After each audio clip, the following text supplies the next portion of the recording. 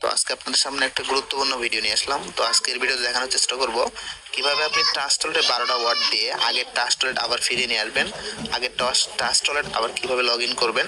তো আজকের এই ভিডিওতে একদম ক্লিয়ারভাবে দেখানোর চেষ্টা করব। তো আগের টাচ টলেট ফিরিয়ে আনার জন্য অবশ্যই কিন্তু আপনার টাচ টলেটে 12টা ওয়াট লাগবে। আপনি যে টাচ টলেটে লগ ইন করবেন, ফিরিয়ে নিয়ে আসবেন, ওই টাচ টলেটে কিন্তু 12টা ওয়াট লাগবে।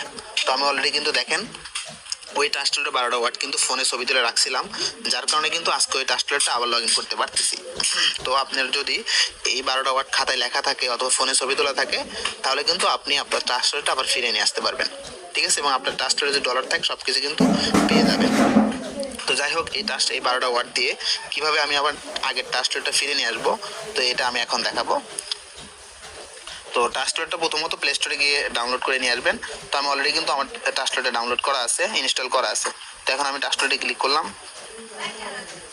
টাচ টলেটে ক্লিক করার পর এরকম একটা ইন্টারফেস আপনার কাছে শো করবে। এখন গেট স্টার্টে ক্লিক করতে হবে।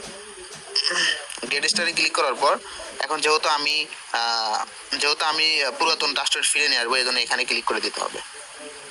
এটাতে ক্লিক করলাম। করার পর এই সিক্রেট এটাতে ক্লিক করে দিতে হবে, ঠিক আছে? তো আমি এখানে ক্লিক করলাম।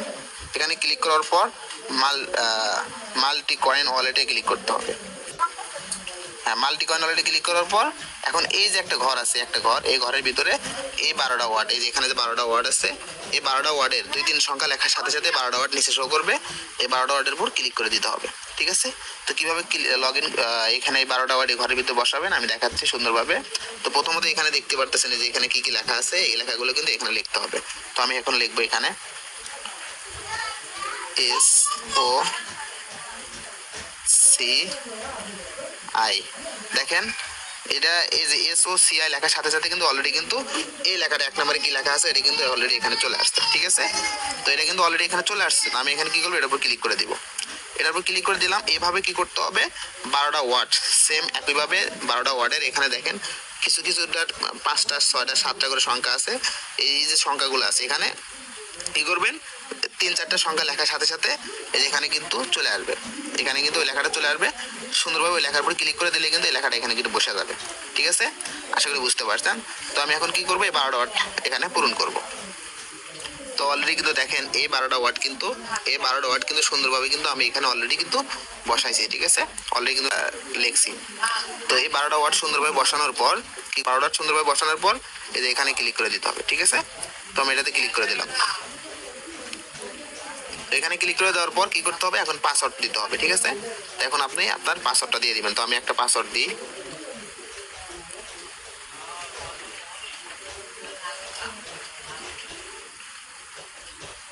তো দেখেন পাসওয়ার্ড দিলাম। পাসওয়ার্ড দেওয়ার পর এখন যেহেতু আমার ফিঙ্গারপ্রিন্ট আছে এই জন্য কনফার্মে ক্লিক করলাম। আমার ফিঙ্গারপ্রিন্টটা এখানে দিয়ে দিলাম। ফিঙ্গারপ্রিন্ট দেওয়ার পর এখন এই যে ক্রস চিহ্নতে ক্লিক করতে হবে। ক্রস চিহ্নতে ক্লিক করলাম। দেখেন অলরেডি কিন্তু আমার আগের টাচ টলেটটা কিন্তু আমি অলরেডি কিন্তু পেয়ে গেছি, ঠিক আছে? এটা কিন্তু আমার আগের টাচ টলেট। তো আশা করি বুঝতে পারছেন কিভাবে আপনি আপনার আগের টাচ টলেটটা 12টা ওয়াট দিয়ে আবার ফিরিয়ে নিয়ে আসবেন। আশা করি এই ভিডিওতে বুঝাইতে পারছি, আশা করি বুঝতে পারছেন। তো যাই হোক, ভিডিওটা ভালো লাগলে অবশ্যই ভিডিওতে একটা লাইক করবেন, কমেন্ট করবেন এবং চ্যানেলটি